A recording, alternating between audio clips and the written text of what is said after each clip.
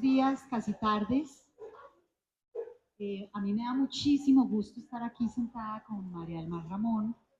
Bienvenida, María del Mar, a la Universidad de los Andes, de parte de esta feria que ya está cogiendo fuerza. ¿Suena más duro o no? Ah, bueno, parece que sí funciona. Muy bien, que ya pues cada vez es la segunda vez que hacemos esta feria. Bienvenida también al Club de Lectura de la Universidad de los Andes, que es un club que tenemos desde hace 7 años, en el que leemos libros clásicos y cada vez tiene más gente. Tenemos un grupo muy nutrido. Bienvenida al Departamento de Literatura, a la Facultad de Artes y Humanidades, que nos da mucho, ahora sí lo creo. Nos da mucho gusto tenerte acá. Sabemos que haces un largo viaje desde Argentina y bueno, pues la verdad es que María del Mar es una escritora muy joven que ha tenido muchísimo éxito con sus novelas anteriores.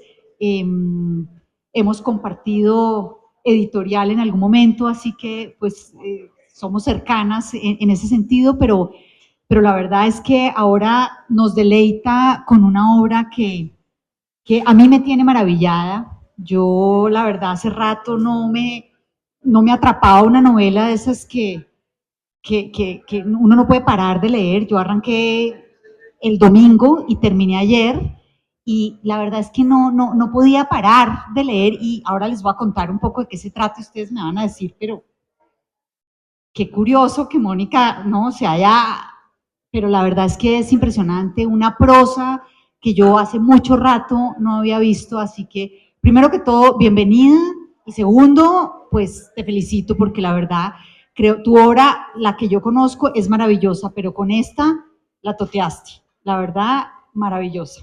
Así que bienvenida. ¿Está? Sí, ahí está.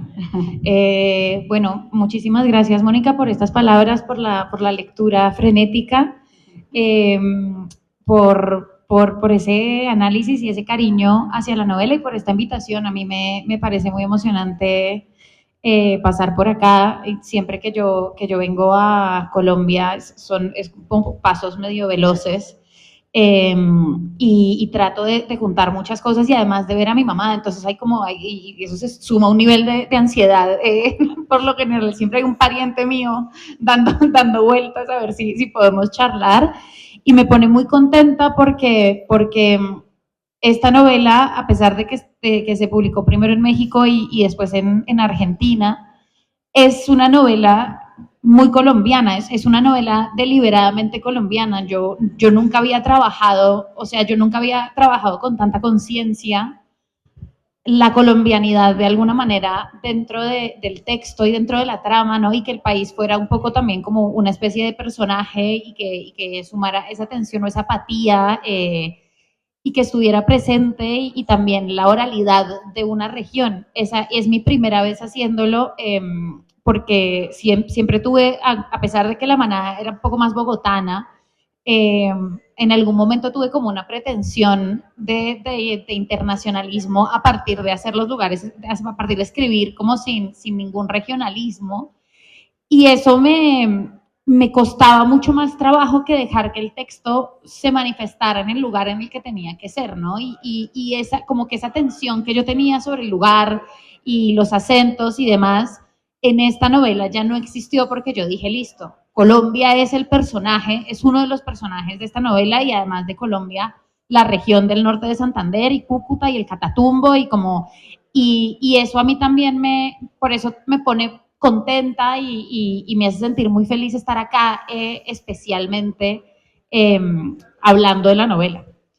Bueno, pues me interesa mucho tu respuesta y quiero que la guardemos porque una de las cosas que yo te iba a preguntar era que al contrario, a mí me parece, a pesar de que sentimos el acento ese fuerte cucuteño por ahí metido, me parece que es una novela sumamente universal, sobre todo latinoamericana en muchos sentidos, pero ahora hablamos de eso es porque ese es uno de los temas que más me interesó de la novela. Lo primero que yo te quería preguntar es, háblanos un poquito de ese aparato narratológico que me parece muy bien estructurado.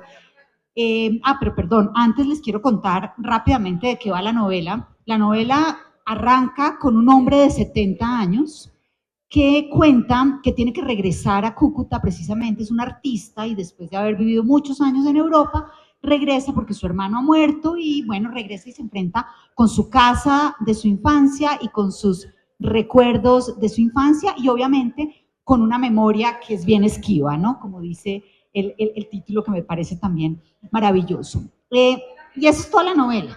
O sea, ahí vamos a enterarnos de todo lo que pasa. Ahora tú si quieres complementas un poco porque me van a decir, pero qué trama tan sencilla y bueno, van a ver ustedes que, wow, este personaje pues tiene bastantes traumas de su infancia, traumas muy dolorosos e impresionantes.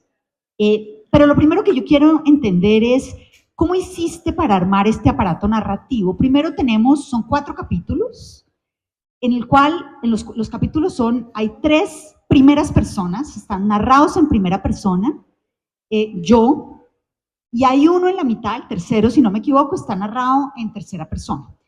Pero además hay un juego con los tiempos verbales que funciona muy bien. Yo siempre le digo a mis estudiantes que probablemente están viendo esta transmisión, siempre les digo, fíjense muy bien en la voz narrativa, porque la voz narrativa y el tiempo verbal hacen que uno se acerque o se aleje un poquito de la trama. Justamente ese yo con el que empieza el narrador, pero además el tiempo verbal varía si está en Cúcuta en ese momento o si está pensando en el pasado, ¿no? Cuéntanos un poco cómo armaste este aparato, cómo edificaste esta novela desde ese yo. Con sufrimiento. No, mentira. No, yo venía de escribir 2 novelas en tercera persona, La Manada y Todo muere salvo el mar, que seguían, que estaban fijadas igual como en uno de los personajes, pero el narrador omnisciente venía como siendo mi forma de trabajar un poco más cómoda. Y cuando yo empecé a escribir esta novela, empecé en tercera persona y muy rápidamente en el texto, yo empecé la novela a partir como de una imagen. De hecho, la novela no era sobre la memoria, la novela partió de una imagen. Yo ahí sí tiro citas, pero tengo como una cita que encontré mucho después de un texto de Felisberto Hernández que dice: yo, lo que me pasa a mí con la escritura es que yo un día siento que tengo una imagen y esa imagen parece una semilla y mi trabajo es dejar que crezca y podarla, ¿no? Y un poco como cuidar ese árbol que crece dentro de mí. Y a mí me pasa mucho eso con las novelas, que yo empiezo con una imagen y no puedo parar de pensar en esta imagen, en ciertas palabras, el retorno, volver. Y un problema que a mí no, por lo general no empiezo nunca a escribir sobre, nunca parto de un tema, yo no soy una escritora de temas, sin embargo sí hay como una atmósfera, y la atmósfera para esta novela era los hermanos, ¿no? Como yo venía muy obsesionada con Caín y Abel, que a mí a mí me obsesiona la historia de Caín y Abel, y pensando mucho en pero por qué y qué pasa si y cómo un hermano deja de hablar con otro y demás. ¿Y cuál es ese problema? O sea, ¿qué es lo que hace que la relación filial sea tan intensa y tan conflictiva? Y esto era una pregunta para mí. Cuando empecé a trabajar el texto, lo empecé a trabajar en tercera y muy pronto me pareció que la única manera de contar esa historia era contarla en primera persona, porque el conflicto de unos hermanos, como yo quería construirlo, tenía que ser justamente que uno recuerda distinto al otro. Y para narrar la memoria, me servía el sesgo que tenía el protagonista y que el protagonista estuviera siempre totalmente, que nos tratara de convencer de algo, pero que solo tuviéramos su versión, que es la primera persona. Y en ese trabajo de escritura y de construir, a mí me gusta mucho mezclar los tiempos entre el presente y el pasado y que la trama avance un poco a partir de esa mezcla, pero me encontré con un problema estructural y es que yo necesitaba construir un narrador poco confiable y no sabía cómo se hacía. Y la pregunta entre esto es lo que quiero escribir y esto es lo que puedo escribir me resultó en gran parte frustrante, angustiante, terriblemente exasperante. Lloré, me jalé el pelo, dije yo que no voy a poder hacer esto, entonces me tiré al piso. Pero tener un objetivo literario y necesitar construir las herramientas para que lo que yo quería escribir se viera y se leyera como lo que yo quería escribir, me pareció un trabajo de la literatura y un trabajo del oficio muy distinto a lo que yo había hecho, que era, esto me resulta fácil, ¿no? Esto es como yo siempre me he sentado, que es absolutamente sujeta al deseo de la escritura y obviamente a cierta estructura y demás, pero con un nivel de dificultad menor. Y ahí ese trabajo me obligó a leer mucho, a trabajar mucho, a estudiar mucho y a escribir. Y a tratar de que me saliera el truco a partir de hacerlo y fallar en el intento. Y creo que la literatura es para eso. Como y a mí en ese lapso leí, pues, volví a leer Lolita, me pareció, dije, wow, esto es espectacular con todos estos narradores. Eh, y me reencontré con Bolaño y me pareció muy lindo reencontrarme con Bolaño porque yo había leído Bolaño cuando era adolescente y no me había gustado. ¿Detectives o...? Todo, pero detectives, empezando por detectives, pero una novelita lumpen que me sirvió mucho porque es un narrador no confiable. Pero yo me había leído Bolaño en la adolescencia y me había parecido un bodrio porque había leído detectives a los 16 años y había dicho, esto es ilegible.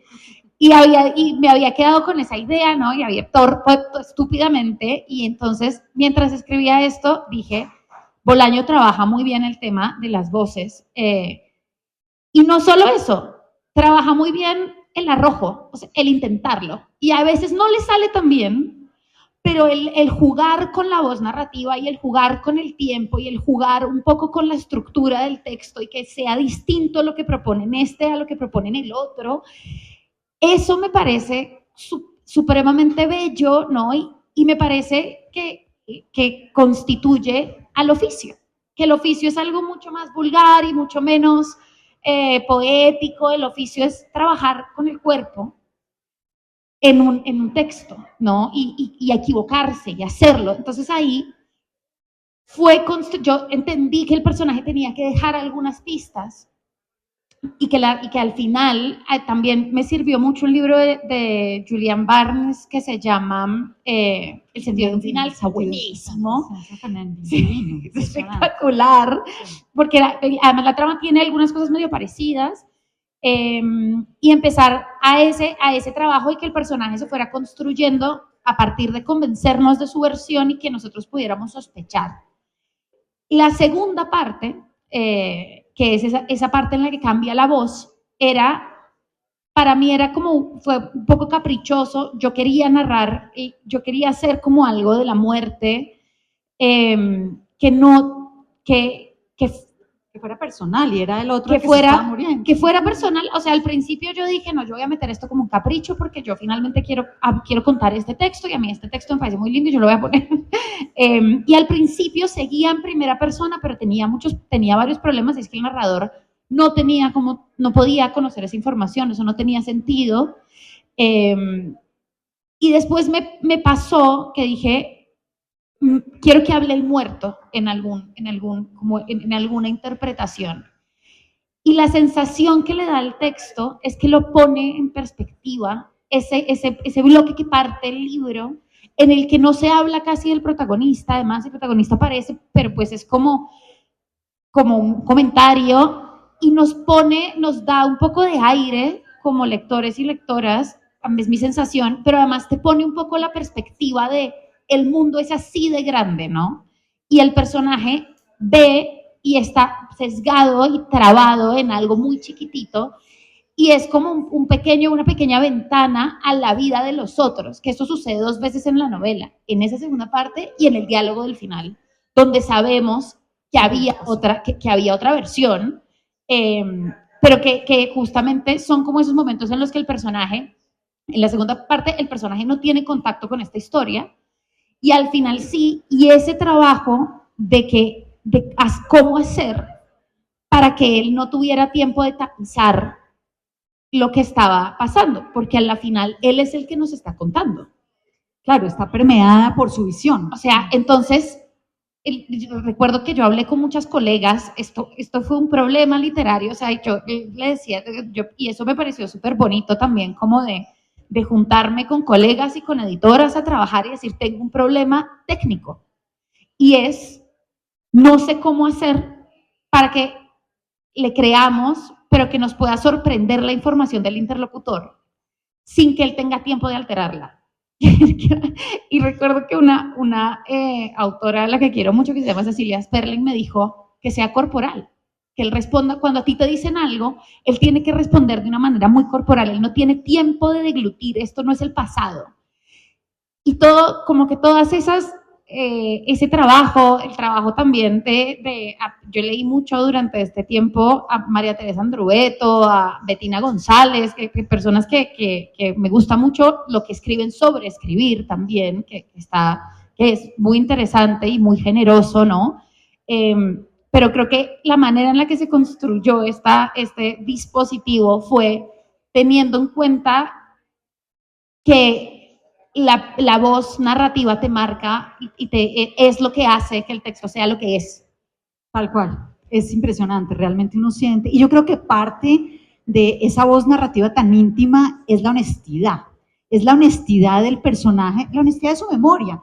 De hecho, hay un pedazo que me encanta, que me encantaría que lo leyeras, que ya no me acuerdo dónde lo marqué, pero que dice la historia, es por lo menos como yo la recuerdo, así dice el personaje, así es que yo la recuerdo, no sé cómo será, pero así es que yo la recuerdo y así es que quiero recordarla. Él construye su propio discurso, él mismo se va construyendo su propia narrativa y nosotros, lectores y lectoras con él, ¿no? Nosotros nos vamos identificando, entonces por eso me gusta mucho que me refuerces ese concepto de ese yo tan importante que te quedó muy bien creado.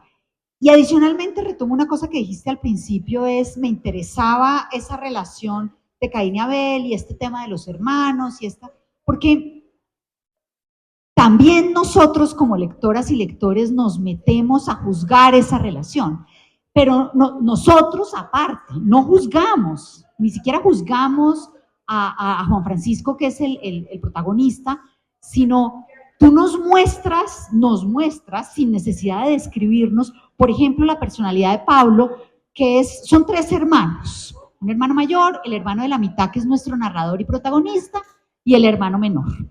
El hermano menor quiere mucho a su hermano, al que le sigue. El hermano mayor uno lo empieza a ver como, no, bien complicado, le cae uno como gordo durante a mí me cayó como gordo ese hermano mayor, como además pues, las cosas que dijo y como lo desenmarcaró en una como comida familiar después de que logra volver y no, a mí me provocaba pegarle un puño. Pero el menor, en cambio, me identifiqué muchísimo con él porque tiene unos miedos y unos sentimientos y expresa sus sentimientos sin necesidad de contarnos nada de lo que dice María del Mal, precisamente de esas versiones, ¿no? Pero me parece que manejas mucho los sentimientos de las personas. No sé si dentro de toda esta investigación también trabajaste el trauma. O sea, Pablo es un tipo que tiene mucho miedo de todo. Le da miedo quedarse solo, le da miedo, los hermanos lo encierran entre el baño de emergencia. Es decir, es un tipo que de verdad tiene miedo a muchas cosas. Pero poco a poco nos damos cuenta que esos miedos, la verdad es que al contrario lo fortalecieron, termina siendo una persona muy chévere, termina armando una familia muy interesante, teniendo una hija. O sea, es muy chévere, pero me parece que trabajas mucho los sentimientos. Háblanos de ese manejo del trauma, de ese manejo de Juan Francisco, el protagonista, de cómo interiorizas, cómo trabajas el trauma. Tuviste que haber hablado con psicólogos, esa forma de actuar. ¿Cómo manejaste ese tema?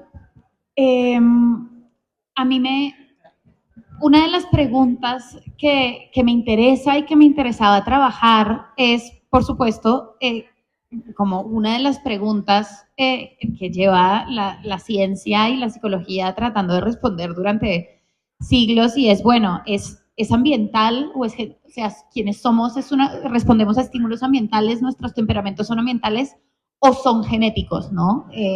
Esta forma de ser.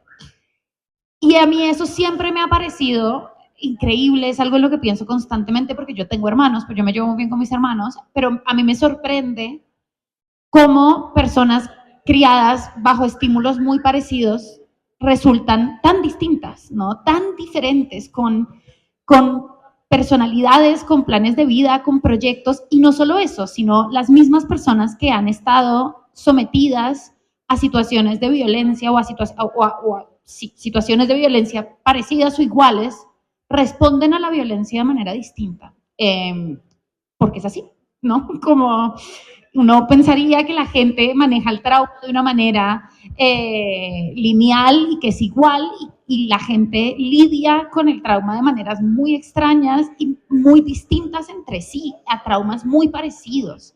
E incluso los recuerda de manera distinta. Y a mí eso me obsesionaba y era parte de lo que alimentaba esta novela, que era este personaje, que es un personaje ambiguo en cuanto a que a mí me gusta mucho, esto es una cuestión personal de cómo escribo yo, a mí me gustan los personajes mezquinos, ¿no? Los personajes que están muy en contacto con sus pasiones más tristes y más bajas.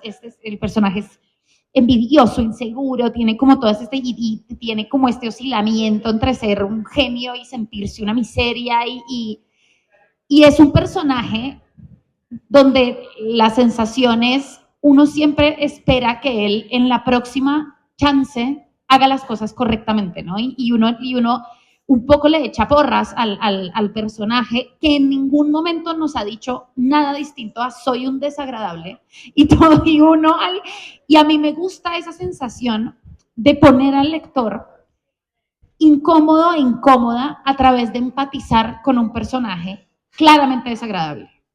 Porque a mí me gusta esa ambigüedad, como yo no disfruto cuando los malos son todos malotes, y no disfruto y no me interesa cuando se nos las lecturas en las que el malo es malo y el bueno es bueno. Me interesa mucho este caminar por esta ambigüedad moral que tienen los personajes, porque me gusta lo que pasa con los lectores y las lectoras, que es una conexión muy íntima con el texto en cuanto a que uno se siente identificado con el personaje, pero casi que tiene que ser un secreto entre el libro y tú, porque el personaje es horrible.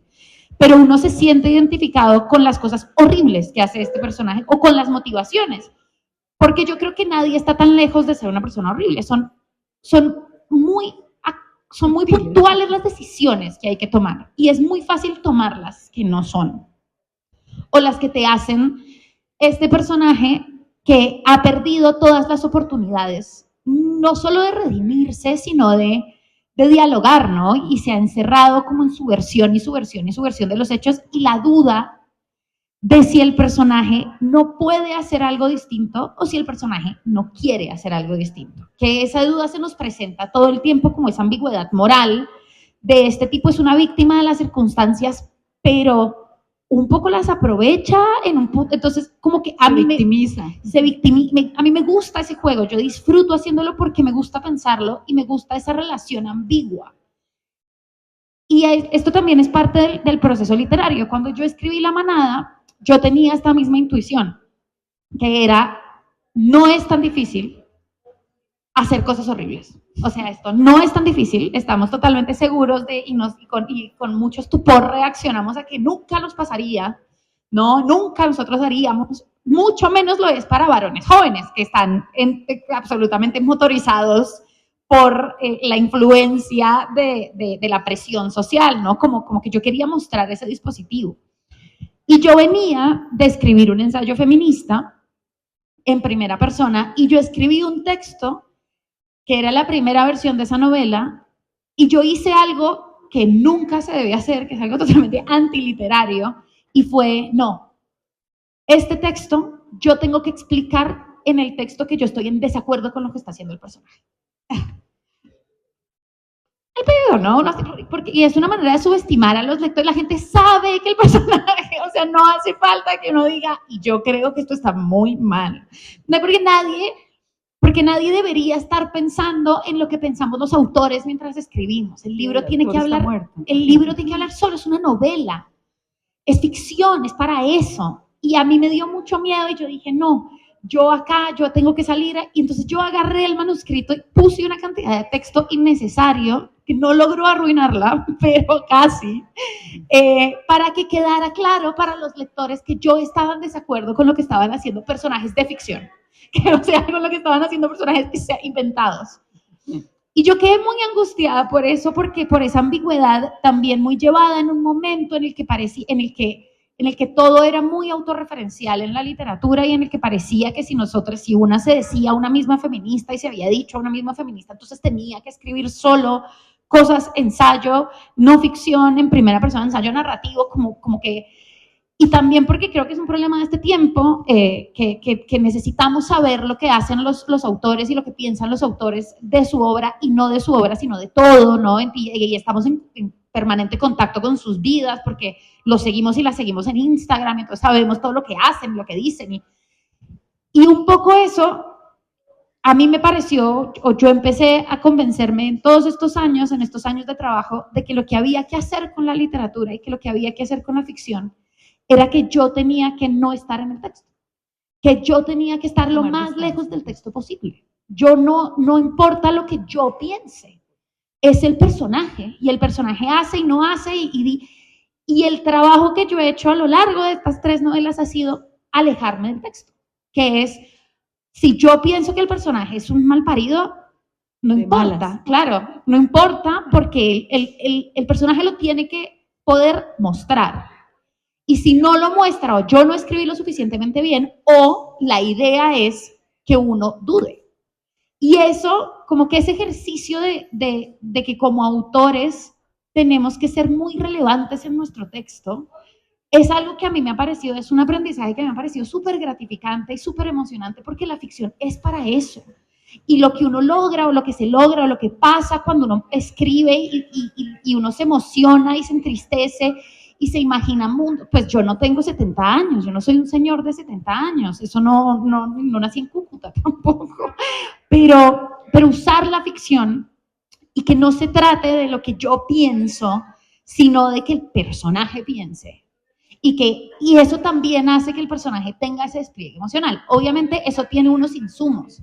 Uno saca insumos de gente que conoce, de libros que leyó, de miedos propios. Este personaje para mí, con respecto al arte, concentra muchos de mis peores temores, ¿no? Como de, ¿qué pasaría si yo yo vivo muy preocupada por estar con mis afectos, ¿no? Con la gente a la que quiero, y tratar de ser buena con la gente a la que quiero, sobre todo con mi familia, pero también tengo mucho miedo cuando pasan cosas malas, ¿no? Y digo, bueno, ¿yo por qué tendría que ir? Total, mi vida está en otro país, y digo, no, hay que hacerlo porque es lo correcto. Y después pienso, bueno, ¿qué pasaría? ¿Qué va a pasar el día que me dé por no hacerlo, ¿no? ¿Qué pasaría? Porque yo entiendo el germen de ese sentimiento. El miedo no es algo que sea ajeno para nadie. ¿Qué pasaría si soy una escritora menor? ¿Qué sería tan grave si yo llego a mis 70 años y esta relación de la envidia medio erótica, que son sentimientos que yo creo que todo el mundo puede haber sentido llevados a un personaje y en una trama que los exacerba? Y ahí es como vuelvo a Felisberto, está para dejar crecer la planta, no para meterse, para podar, y el personaje va creciendo, y al final del texto el personaje ya tiene el vuelo del personaje es distinto, y es un proceso súper bello y súper misterioso, como uno al final de un texto tiene mucho más juego con un personaje que uno conoce mejor, y escucha, ¿no? Y dice, y ya él habla, y es un poco más libre, porque uno se ha tomado bastantes páginas en saber quién es este tipo, o este personaje cualquiera. Y yo creo que eso, con respecto al trabajo del personaje, a la emocionalidad del personaje, a la vida del personaje, está muy puesto en cosas que uno lee, conversaciones, sentimientos propios, pero todo tiene que estar volcado a la novela, al texto. Es lo que el texto te pide. Hay cosas que hay que dejar afuera. Yo recuerdo que yo tuve una gran editora que me decía, déjalo para las entrevistas. Porque yo mandaba unos párrafos rarísimos de, soy súper inteligente y yo quiero que la gente lo vea. Quiero que la gente sepa qué persona inteligente y graciosa que soy. Como, no, esto no sirve. El texto no pide, es el texto, ¿no? Y es muy rico, es un trabajo muy, muy rico, adictivo, y intenso. Pero creo que eso, como tener esa prioridad del personaje y del texto, es un poco lo que le da esa solidez. Hay una escena, spoiler alert, pues no spoiler del final, pero sí es porque es que me parece que esto que nos estás contando de este personaje es maravilloso para mostrarnos precisamente esas ambigüedades, esas contradicciones, perdón aquí mal parido, como dice María del Mar, pero hay una escena maravillosa en la que él admira profundamente a un compañero suyo en una escuela de arte en el que está en Madrid. Bueno, y hay unas escenas buenísimas ahí, admira totalmente, se queda mirando la obra y no lo puede creer y de repente agarra, ¿cómo se llama ese líquido? La trementina donde están los pinceles y se los echa a la obra y uno queda como, pero a ver, ¿qué pasó? ¿Cómo se te ocurre? No, es una escena de verdad que nos muestra mucho esa ambigüedad del personaje. Pero quiero retomar un tema que tú ya alcanzaste a mencionar y que yo lo tenía aquí anotado en varios sitios, porque en efecto estoy viendo cómo manejas ese tema de las zonas grises. Y las zonas grises, pues son muy humanas, ¿no?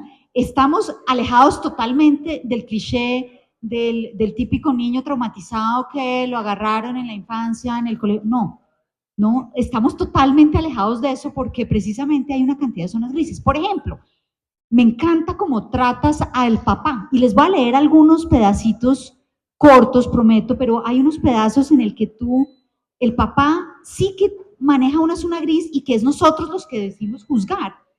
El papá que supuestamente es no, medio malvado, medio, no sé, es un papá terrible. El hombre, ¿no? El hombre, una cosa que hombre, patriarcal. No súper patriarcal, pero además, pues que tiene, y de repente es súper cariñoso, ¿no? Por ejemplo, le da una pela, a todos nos dieron, bueno, a los más grandes, aquí hay algunos que nos dieron una pela, pero a otros no, y la pela nos latigó con su correa de cuero, para ser justos, fueron 2 correazos, cada uno con el pantalón del colegio puesto y con un desgano evidente, ¿no? O sea, uno se imagina, no es esta escena que uno se está esperando, que le dejó marcadas las piernas, no, es pasito, le pegó pasito, a mí me encantó esa escena. Hay muchas así, cuando se sienta furioso el papá, cuando están todos sentados a la mesa, él habla pasito y le dice, no, mira, cuando la papa caliente, él tiene una papa levantada porque quiere, bueno, está rebelde y quiere demostrar algo con la papa, y el papá le dice, mira, podrías bajar la papa, o sea, claro, después nosotros, lectoras y lectores, nos damos cuenta que lo vamos a juzgar a ese papá. Bueno, al final vamos a ver una versión distinta, pero no importa, igual vamos a tener nuestra propia versión, pero esas zonas grises, y no solamente hablo del papá, hablo también del mismo Juan Francisco, el mismo Pablo, e incluso el mismo hermano mayor Luciano, es que se llama, ¿no? Todos tienen una zona que todos somos así, a veces somos unos hijos de madres, a veces somos buenas gentes, en fin, esa zona gris me interesa muchísimo y creo que la lograste manejar muy bien. Muchas gracias, es un halago tremendo porque es mi pasión. A mí el gris moral me parece un lugar muy fértil, me parece un lugar muy fértil para la identificación, o sea, me gusta que los personajes hablan mucho de lo que piensan, y lo que piensan no siempre es exactamente lo que hacen, ¿no? Como hay algo de pienso todo esto, pero finalmente lo que hago no es tan terrible como lo que yo estaba pensando. Y me gusta ese trabajo porque creo que, y esto a mí me parece como, yo no escribo hoy en día sujeta a ninguna ideología, no son libros ni novelas explícitamente ni feministas ni de izquierda, pero hay muchas cosas en las que claramente existe esa interpretación, y sin embargo yo sí creo, y a mí me interesa políticamente lo que pasa con poder entender a otros que hacen cosas que reprobamos, e incluso a nosotros mismos, ¿no? Como a mí me interesa ese ejercicio político, me interesa cuando pasa, me interesa la ambigüedad moral, me interesa como lectora identificar cuál podría ser la diferencia, lo que yo haría distinto, si no lo he hecho distinto, cómo yo también tengo pasiones tan bajas y tan tristes, ¿no? Y me interesa ese trabajo porque creo que finalmente es un poco más fiel a la realidad, ¿no? Como es lo que decíamos recién, ¿no? Estamos muy convencidos de que somos sujetos súper intachables, yo no estoy tan segura. Y creo que en esa duda existe la posibilidad de ser cada vez mejor persona, ¿no? Como de preguntarse y de replantearse y decir, pucha, acá estuve mal, esto no debí decirlo. O sea, yo temo mucho de la gente que dice, no soy intachable.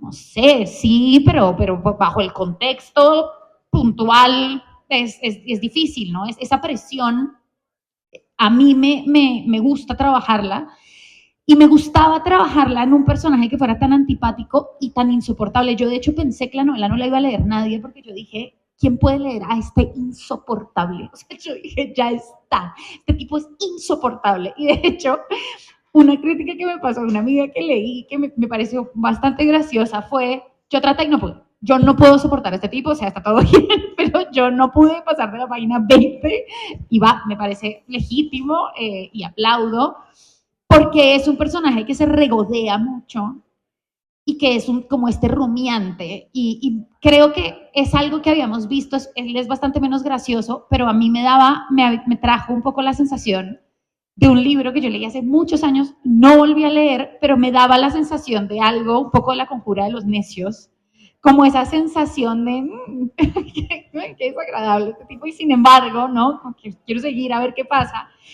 Un poco más sensiblón, y que todos los personajes de la familia primero fueran descritos por él desde su perspectiva y después fuéramos viendo, incluso en los hechos, que estos personajes no eran lo que él decía de ellos. Y hay algo que a mí me pasa mucho con esa perspectiva y sobre todo con la familia, con esta institución, y es que hay una sensación de que las familias hacen lo que pueden también, ¿no? Y como que leemos a este personaje sufriente en este contexto, pero también después la historia de su papá, que enviuda muy joven, como con los hijos y esta cosa de esa rigidez. O sea, yo me imaginaba esa escena de un tipo en los 60 que no le quiere pegar a su hijo, pero pues es lo que tiene que hacer porque es lo que hacen los hombres, es lo que hacen los hombres de esa edad y es la manera en la que teníamos y era la única herramienta que conocíamos en ese entonces y hasta muy poco tiempo para criar personas y apelar a que fueran buenas personas, ¿no? Como salvarlos de un futuro criminal era el castigo físico y eso no pasó hace tanto tiempo y hay algo de lastimamos mucho y es algo que pasa en la familia, hacemos un daño muy profundo y casi irreparable con la mejor de las intenciones. Y eso es un poco todo el texto que navega por ahí hasta que conocemos un mínimo del otro lado y ahí el libro se acaba. Como porque la decisión era, esta es la historia de este tipo. Claro, no, y les advierto, Juan Francisco es una maravilla, a tu amiga le pudo caer gordísimo, a mí me cae muy bien, y me cae muy bien por una cosa, porque es que es supremamente honesto, y eso es muy difícil, ¿no?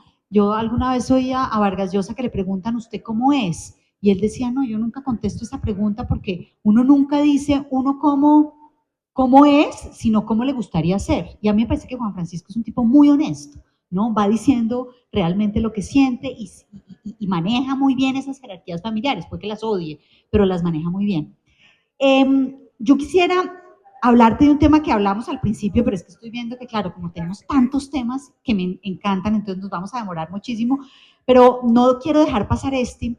Tú hablabas de una novela muy colombiana, pero a la vez yo encontré una cantidad de temas muy latinoamericanos y de hecho quería que leyéramos este pedacito porque me parece que el tema del eurocentrismo está ahí metido dentro del viaje, dentro de esa necesidad que tenemos nosotros de estar acá y de que somos artistas menores y ellos son los grandes artistas. En Europa están los que tocan, en Europa saben cómo se hacen las cosas, en Europa hay historia, nosotros aquí no tenemos mucho.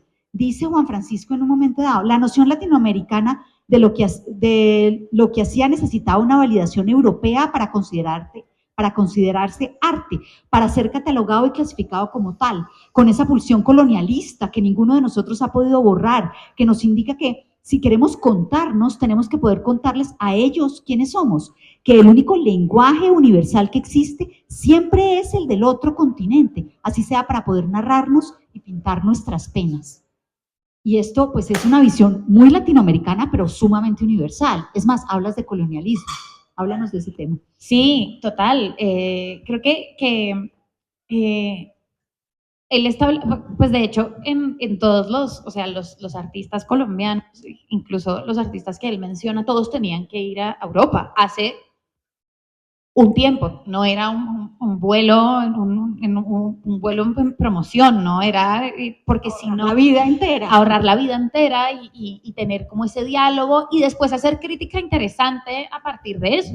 Hay bastante de eso en la obra de Diego Rivera, pero Diego Rivera fue igual, o sea, como hay algo de está todo bien, incluso para putearlos hay que ir, ¿no? Como, y a mí eso me llama mucho la atención. Creo que el colonialismo y esta forma de colonialismo cultural ha cambiado mucho a lo largo de los años, más no ha desaparecido. Creo que todavía hay una tendencia súper exotizante, ¿no?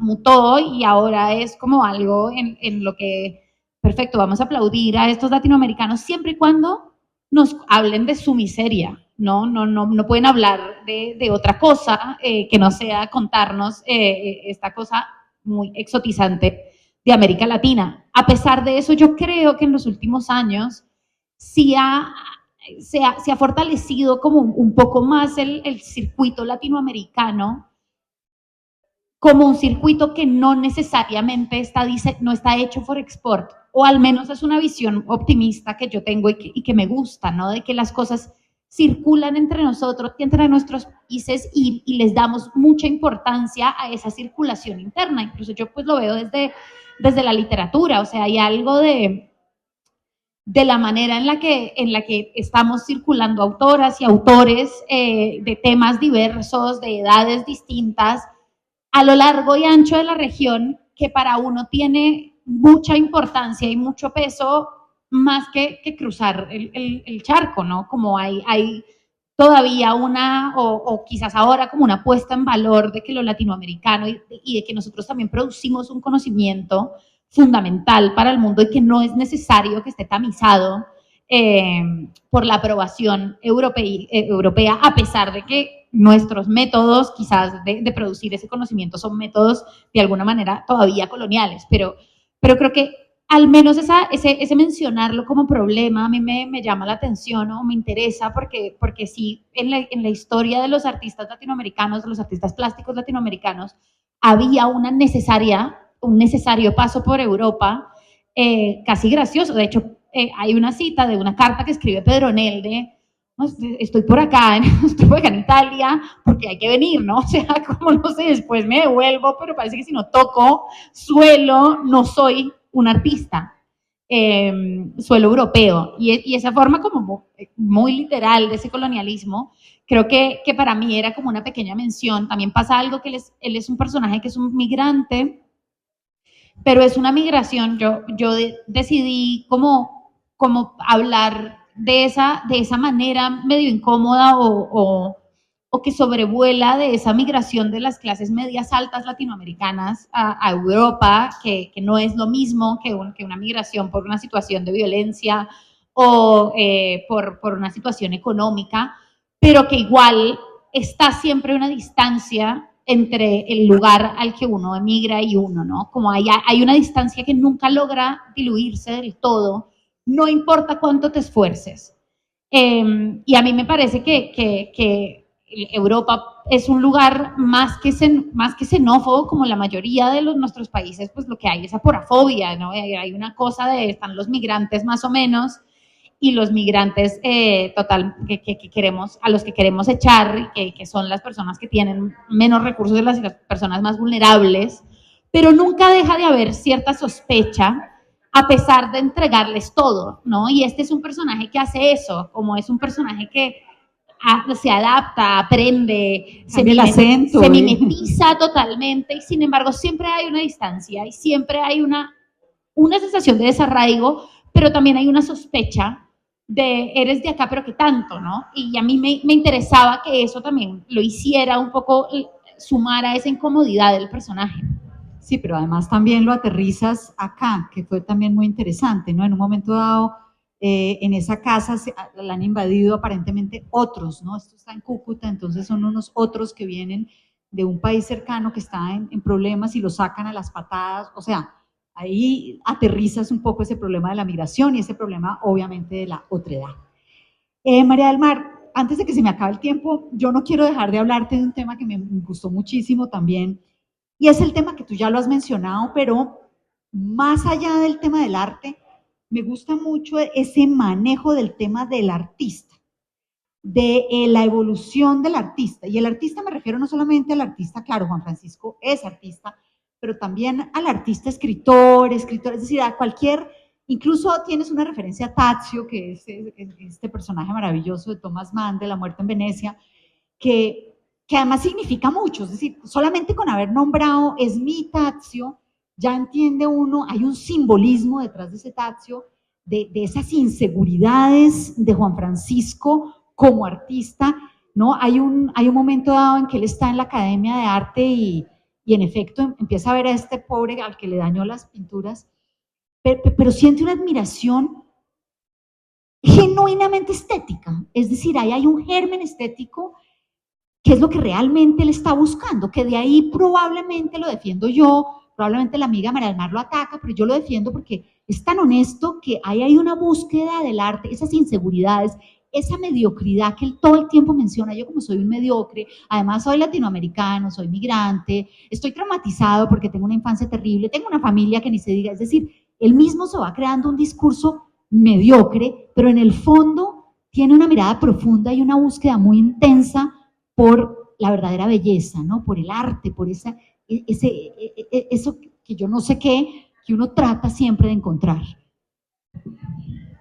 A mí esa mención a Tasio, a mí me interesaba porque yo soy muy fanática de La muerte en Venecia, soy muy fanática de ese personaje de Asenbach, que es el protagonista, y se me parece, hay mucho de este personaje en la construcción de Juan Francisco, y esta cosa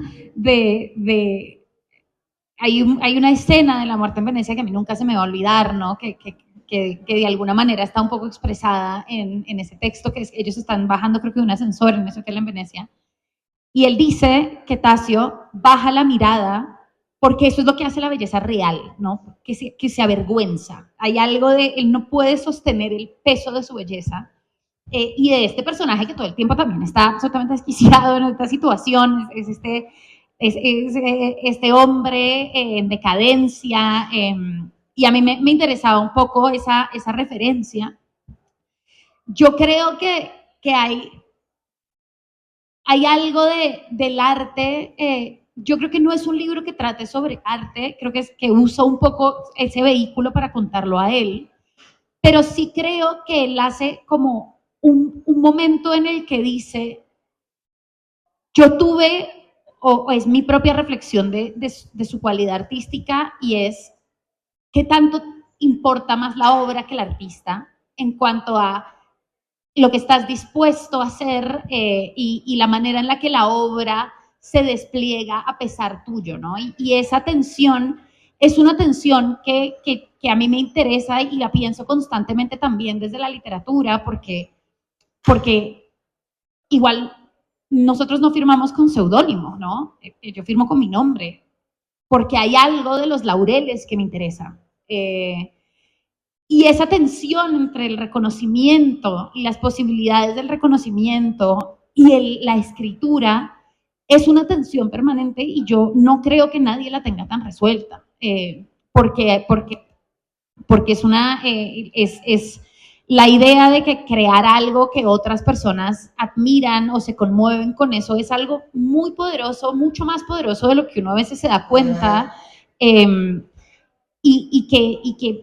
es algo que se persigue también, depende de la aprobación de otros y otras, ¿no? Y creo que a él hace como esta mención, esta gran obra que hizo una vez, y él dice, no, ahí había verdad. Y pienso que después de haber escrito este libro, leí un ensayo de Juan Cárdenas que me gustó mucho, que se llama La ligereza, y que tiene una síntesis increíble, que es, todo gran arte tiene la marca de la ligereza. Y hay algo muy concreto de esa imagen de lo que significa esa ligereza, ¿no? No es superficialidad, sino es esta posibilidad de escindir el arte de lo vulgar, de lo solemne, de esa sensación corporal que da contemplar algo bello y hacer algo bello y pensar sobre eso. Y creo que es un personaje muy trabado en las glorias anteriores, y lo que le pasa es un problema que a mí me parece que no es un problema particularmente novedoso, pero bueno, es este tipo como un poco embebido de sí mismo, que siente que no vuelve a ser una gran obra, y también preso de haber sido esta joven promesa y de haber sido esta gloria pasada,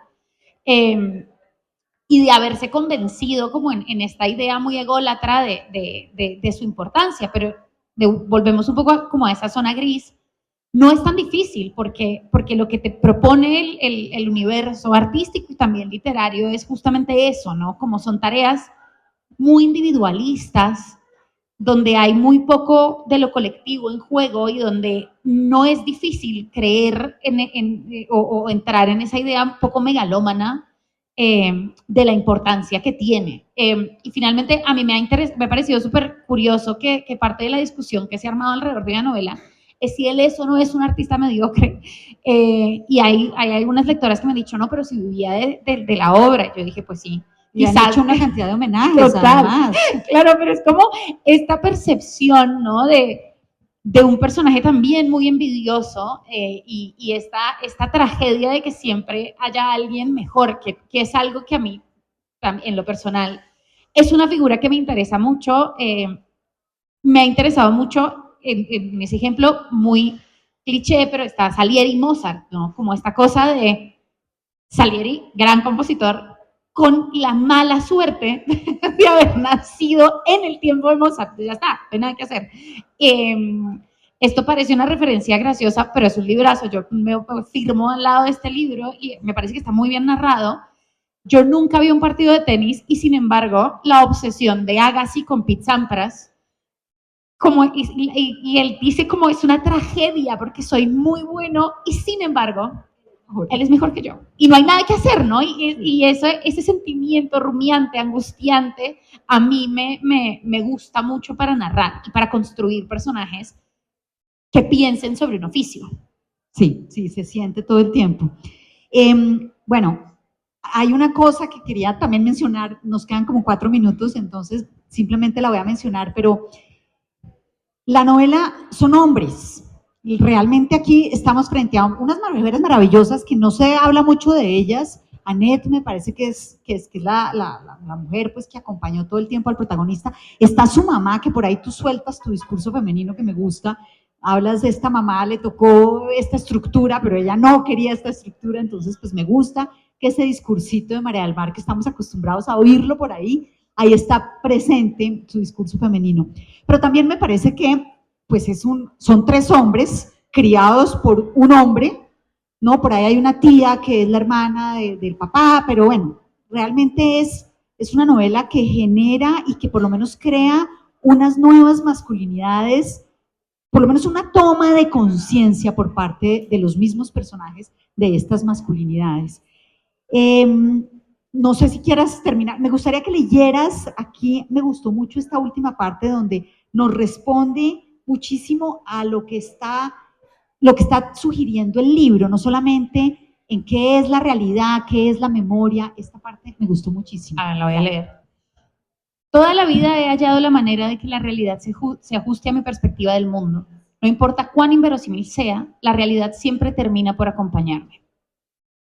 ¿Ahí? Básicamente es mi propia realidad, ¿no? Claro.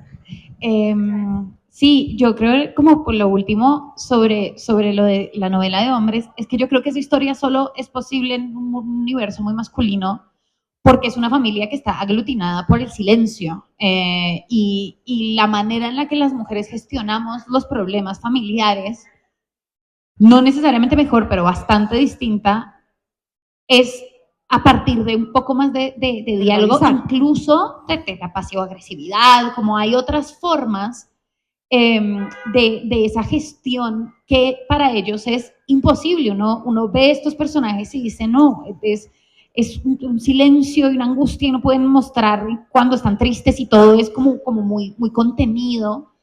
Y a mí por eso me resultaba importante que fueran solo hombres, porque de verdad estoy convencida de que esa historia solo se puede desarrollar en un contexto absolutamente masculinizado y de hombres de otra generación, y también en una tierra muy masculinizada, que es un poco mi percepción de ese norte de Santander, de esa tierra fronteriza, como un lugar un poco más recio, en el que no se habla y en el que no se dice lo que duele y en el que la única manera en la que ellos gestionan eso, claro, es de usted y ellos cuando quieren decir algo hacen chistes, ¿no?